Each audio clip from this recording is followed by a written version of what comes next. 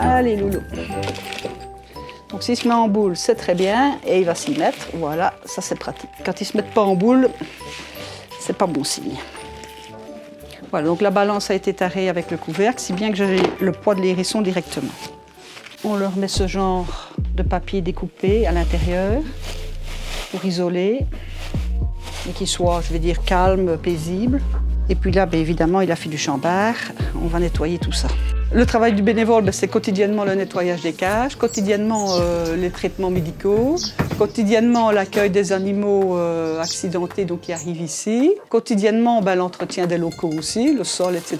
La surveillance, le suivi du début à la fin. Quoi. Mais le relâcher, c'est le summum, quoi. Ça, c'est l'apothéose, j'ai envie de dire. Voilà, c'est ce qu'on voudrait vivre une fois au moins comme expérience, ça c'est certain. Donc pour être bénévole chez nous, il faut avoir minimum 12 ans. Il n'y a pas de limite d'âge supérieure. Et nous demandons uniquement, idéalement, une présence un demi-jour semaine.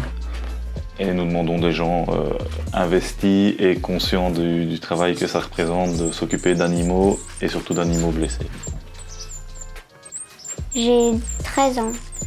J'adore les animaux, c'est pour ça que je suis venue ici, car j'aime les animaux. Je viens tous les samedis, une fois par semaine.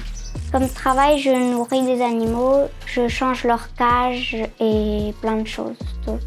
La plupart, c'est des mésanges et ici, c'est un tout bébé jaune pigeon ramier. Elle est sage.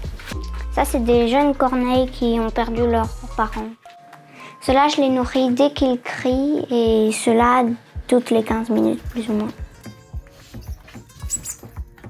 Actuellement, on a à peu près 60 bénévoles actifs au sein de la SBL.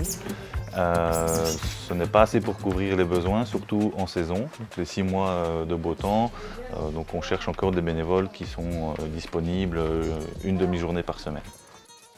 J'ai commencé il y a 1 mois à peu près, parce que je suis prépensionné. Voilà. Ce que je regarde en général dans la nature et que je ne comprends pas, ici il y a beaucoup de choses qu'on comprend avec les vétérinaires, etc. Bon, ça a l'air bête, mais un hérisson qui se prend un coup, vous devez lui mettre un pansement. Un pansement, un hérisson, c'était un mystère pour moi. Voilà, ça se fait.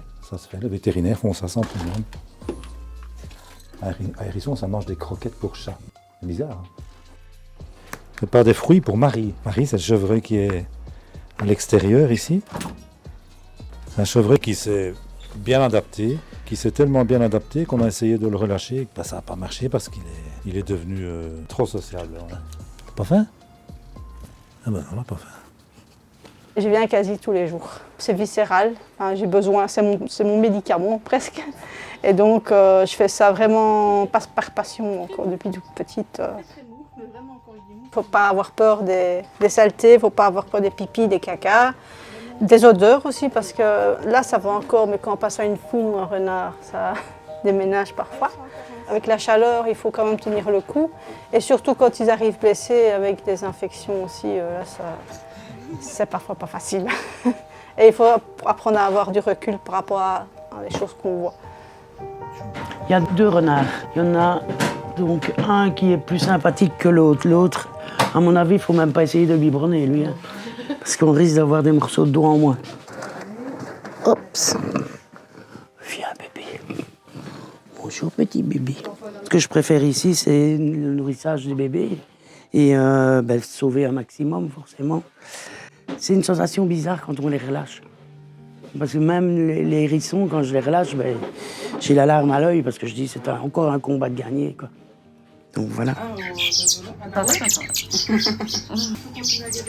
Elle est plus grise en fait sur le côté. Et ça, c'est le mâle qui est beaucoup plus roux. Et qui est beaucoup plus agité aussi. C'est mon dernier jour, donc je profite pour faire le maximum aujourd'hui. Ça va me manquer de ne pas voir tous les animaux que j'ai vus rentrer et être relâchés. On est tous très liés. C'est touchant, quoi. Vraiment, on se rencontre dans un endroit qui, au début, est consacré aux animaux et au final, on y découvre des relations humaines qui sont assez prenantes.